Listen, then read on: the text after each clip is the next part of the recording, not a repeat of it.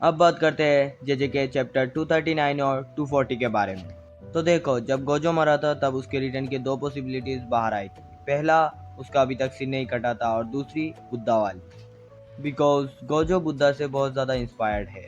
बुद्धा जैसे 7 स्टेप लेते थे वैसे ही गोजो भी 7 चैप्टर के बाद आने वाला है, या फिर वो साउथ नॉर्थ वाली बात जो नानामी के साथ गोजो की हुई थी।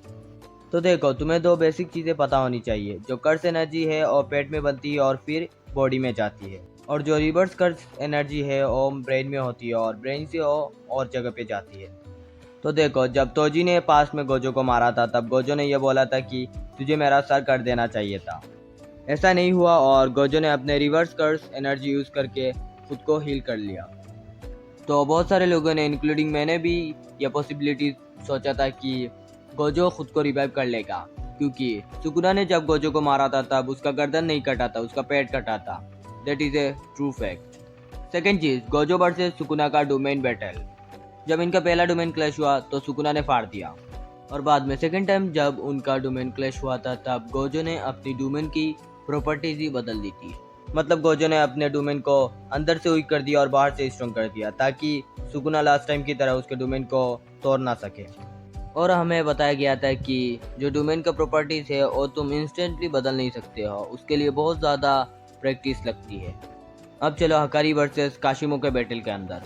इनकी एक टाइम पे बैटल होती है मांगा के अंदर, जहाँ पे काशिमो पानी के अंदर अपनी इलेक्ट्रिक अटैक रिलीज करता है बहुत ही हाई पोटेंशियल के अंदर, और उसको श्योरिटी होती है कि इस अटैक से हकारी मर जाएगा। बट हकारी अपने साथ ही एक बाउंडिंग बाउ करता है। वो अपना एक हाथ सेक्रीफाइस करता है और उसका जो कर्स एनर्जी है उसको अपने आसपास प्रोटेक्ट करने के लिए बोल देता है। तो उसका हाथ कट जाता है पर वो काशिमो के अटैक को सरवाइव कर लेता है। बहुत लोगों ने ये चीज़ भी बोली कि सुकुना के अटैक करने से पहले ही गोजो ने कोई बाउंडिंग बाउ कर ली होगी।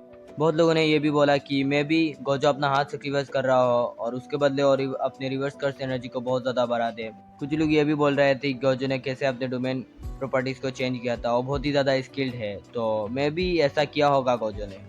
और चैप्टर 239 के अंदर हमने देखा कि केंजाकू जो भी कलिंग गेम के अंदर प्लेयर थे उन सबको मारना शुरू कर दिया है, ताकि वो सारे कस्ट एनर्जी को एक साथ इकट्ठा करे और टेंगन को ह्यूमैनिटी के साथ मिला दे। और इसने इस चैप्टर के अंदर दो कैरेक्टर्स को मार दिया है, एक और लड़की और दूसरा हाजेनुकी। तो हाजेनुकी की जो कर्स्ट एनर्जी है वो है कि वो अपने बॉडी पार्ट्स को फेंक सकते हैं और वो ब्लास्ट हो जाते हैं। उसका आँख या फिर कुछ भी वो फेंक सकते हैं, तो तुम समझ सकते हो उसके पास रिवर्स कर्स्ट एनर्जी भी होगी। और तुम्हें पता है कि केंजाकू ने उसे कहाँ पर मारा था, उसके गर्दन को उसने काट दिया है।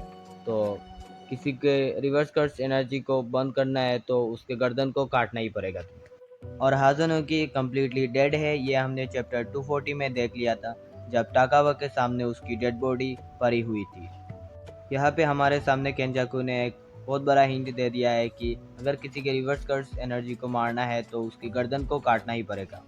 और वहाँ पर सुकुना ने गोजो के गर्दन को छोड़ दी। देखो गोजो फैंस, तुम्हारे लिए ये बहुत बड़ी अच्छी बात हो सकती है कि देखो सुकुना ने गोजो का गर्दन छोड़ दिया है, गोजो वापस आ सकता है अगर गोजो रिवर्स कर्स को यूज करके वापस आया।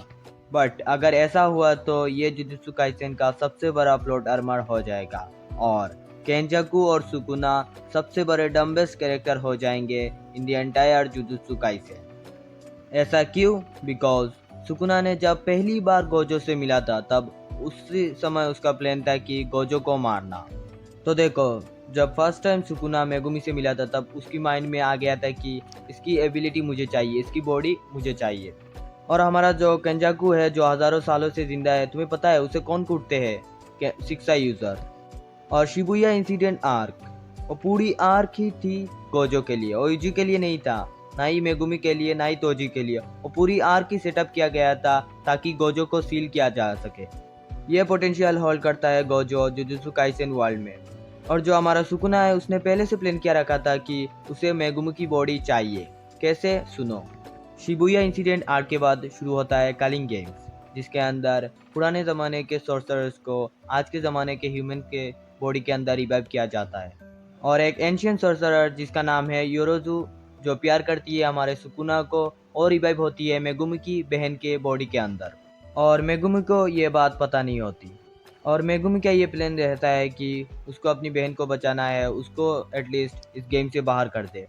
और वो सब अरेंजमेंट भी कर लेता है, पर बिल्कुल एंड मोमेंट पे उसे पता चलता है कि उसकी बहन की बॉडी के अंदर कोई और है।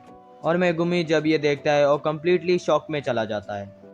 और उसी टाइम सुकुना इतादोरी के बॉडी के ऊपर स्विच करता है और अपनी एक फिंगर तोड़ता है और वो खिला देता है मेगुमी को, और उसने कर ली बॉडी स्विच। और इसके बाद हमें प्रॉपरली रिवील किया जाता है कि सुकुना का शुरू से ये प्लान था। वो बस एक मोमेंट का इंतज़ार में था जब मेगुमी कम्प्लीटली शॉक में हो, क्योंकि किसी नॉर्मल सिचुएशन के अंदर अगर सुकुना अटैक करे तो मेगुमी की सोल फाइट बैक कर सकता है, पर इस टाइम मेगुमी की सोल काफ़ी शॉक में थी।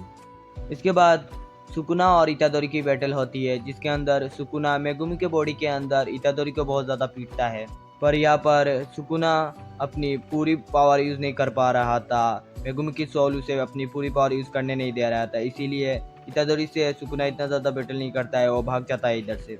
और उसके बाद सुकुना मेगुमी के बॉडी के अंदर पूरे से टेक ओवर करने के लिए, मतलब उसकी पावर और अच्छे से यूज़ करने के लिए वो दो चीज़ करता है। पहली चीज़ तो बहुत ही ज़्यादा क्रीपी रिचुअल है, मतलब कर्स्ड स्पीड को निचोड़ कर जो लिक्विड बाहर आता है उसके अंदर सुकुना बात लेता है, ताकि वो मेगुमी के बॉडी के अंदर पूरे से टेक ओवर कर सके और उसकी पावर पूरे अच्छे से यूज़ कर सके। मेगुमी की बहन के अंदर इरोजो होती है, पर मेगुमी के सोल को डिस्ट्रॉय करने के लिए सुकुना मेगुमी के बॉडी से मेगुमी की बहन को मार देता है। अब अगर तुम सोच रहे हो कि मैं तुम्हें ये सब क्यों बता रहा हूँ, तो सुनो। गोजो को हराने के लिए सुकुना को मेगुमी की बॉडी चाहिए थी। सुकुना नोज दैट कि महारागा कितना पावरफुल शिकिगामी है, क्योंकि वही गोजो के डोमेन एक्सपेंशन को अडॉप्ट करेगा और तभी पॉसिबिलिटी बन सकती है गोजो के हारने का। और मैंने तुम्हें केंजाकू का पॉइंट बता दिया। तो देखो, ये दो पॉइंट समझने के बाद तुम्हें समझ में आ गया होगा कि सुकुना और केंजाकू कितने डेस्परेट थे गोजो को मारने के लिए।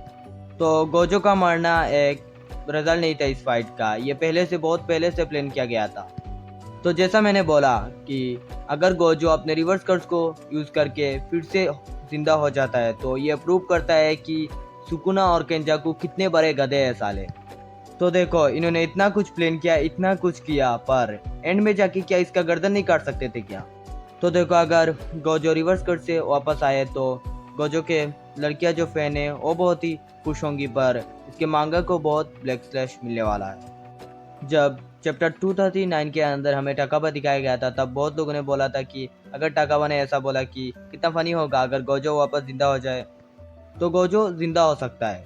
चैप्टर 239 के अंदर केंजाकू समझ नहीं पा रहा था कि टाकाबा को कैसे काउंटर किया जा सके, पर जुजुत्सु काइसेन के चैप्टर 240 के लास्ट पैनल पे टाकाबा सोचता है कि why am I a comedian. इतना स्मार्ट है केंजाकू, इसने उसकी कर्स टेक्निक को भी समझ लिया और उसको हरा भी दिया। तो देखो, गोजो के जिंदा होने के दो पॉसिबिलिटीज हो सकते हैं। आइदर यूता और शोको में से कोई उसे रिवर्स कर्स से हील करेगा, जिसे उन्होंने पास्ट में किया है, या फिर वो नॉर्थ साउथ वाला कॉन्सेप्ट, मतलब नॉर्थ पे जाना है 7 स्टेप, वो कुछ हो सकता है भाई। और शायद हमें गोजो की कोई नए वैकेंट फॉर्म भी देखने को मिलेगा। तो देखो, सिंपल चीज़, इधर गोजो जिंदा होएगा या फिर हमें कोई नया 6 यूज़र दिखाया जाएगा।